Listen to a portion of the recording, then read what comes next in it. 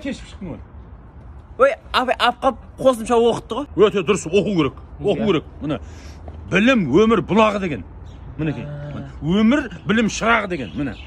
Сондай деген, сондай деген. Ой, бұл мектепте жақсы оқысаң бар ма? Ертең университетке түсесің.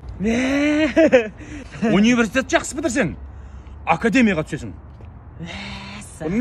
Академияны жақсылап бітірсең, магистратураға түсесің.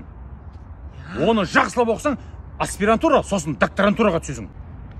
Ой, папа, мен сондай өмір бойы оқи берем ба? Енді оқымағанда не істейсің енді? Жұмыс жоқ қой. Жұмыс жоқ бағасын оқисың да. Айтпесе ұрынасың бірдеңеге. О, сен жұмысқа кіргізетін ақша да жоқ менде. Оқи бер, не қыласың? Мен оқысам платный оқиын ба? Конечно, платный оқисың. Қазір өкімет рахат қылып қойды ғой.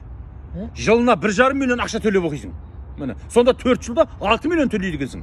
Ал енді сол 6 миллионыңды қалған өміріңді соны айлық қылып алумен өтесің ғой. Көрдің ба?